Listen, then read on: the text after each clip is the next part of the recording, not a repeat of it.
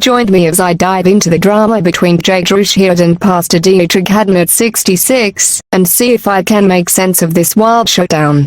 The incident involving Sheard and Pastor Deitrick Haddon has sent shockwaves through the church community and media. This wasn't just a heated exchange. It was a moment that exposed deep tensions and raised questions about leadership, accountability, and the emotional toll of ministry. What happens when a respected bishop walks into another megachurch and publicly calls out the leadership on their own pulpit? And just when you think the drama ends there, Deitrick Haddon steps in and drops shocking claims about gospel starter tribet. This isn't just church politics. This is a full-blown spiritual showdown you won't believe. Now, if you thought the church world was calm and collected these days, think again. Because baby, the house of God just got hit with a two-punch combo that's shaking gospel circles to their core. First, Bishop Easton Page. Yes, that Bishop Easton Page marched into none other than Sheard's church and led off a verbal sermon that had jaws dropping and pews rocking. Some are calling it righteous correction. Others say it was spiritual warfare on the mic. Either way, it was not business as usual. But hold up, that was just the beginning. In a completely separate, but equally jaw-dropping moment, Deitrick Haddon took to social media and pulled back the veil on fellow gospel artist Sheard. And what he revealed, let's just say it had fans and followers questioning everything they thought they knew about one of gospel's most animated beloved stars. This video is about to unpack it all. What really happened when Bishop Easton Page confronted leadership at Sheard's church, and why the real tea behind Deitrick Haddon's claims about tribet, and how deep this controversy may go, the growing divide in gospel music between tradition, power, and public accountability.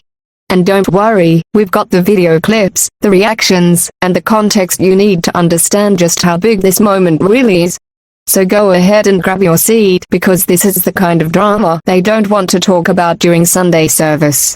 But oh, we're talking about it right here. When the name Bishop Easton Page is mentioned in gospel and church circles, people know to listen up. He's known not only for his passionate preaching and prophetic insight, but for his willingness to say what others are too afraid to voice.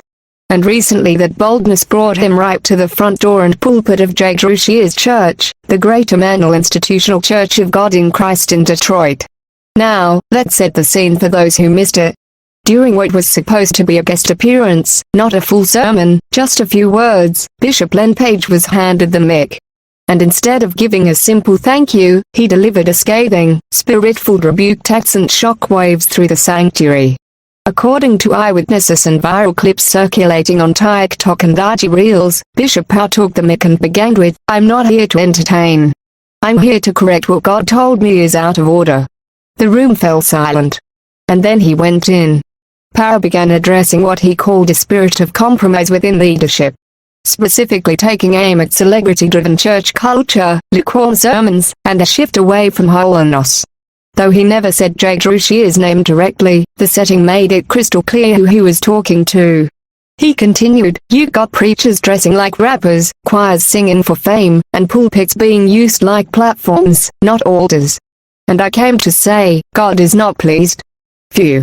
That's not something you hear often in someone else's house of worship." Some people clapped, others looked shocked, but one thing is for sure.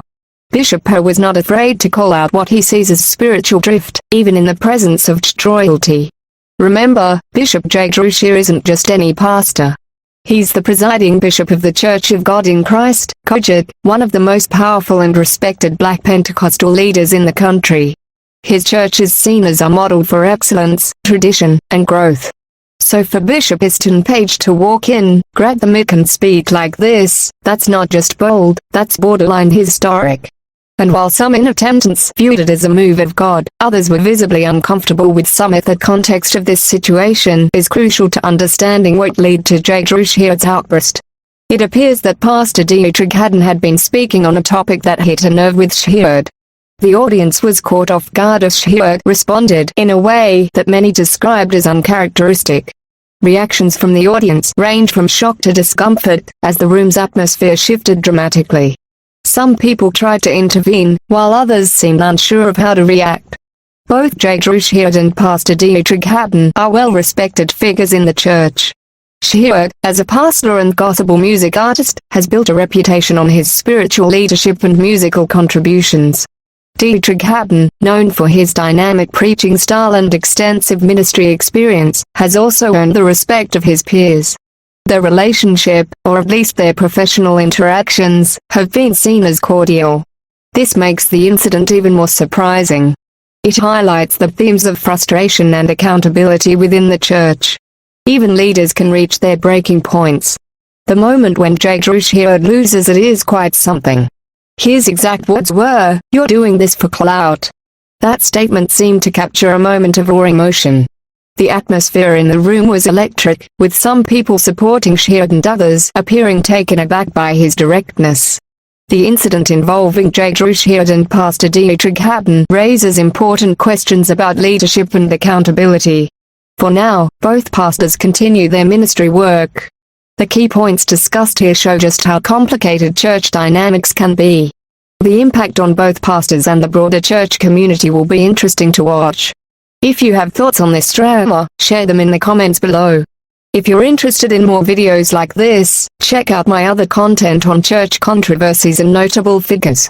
Thanks for the watching and subscribes.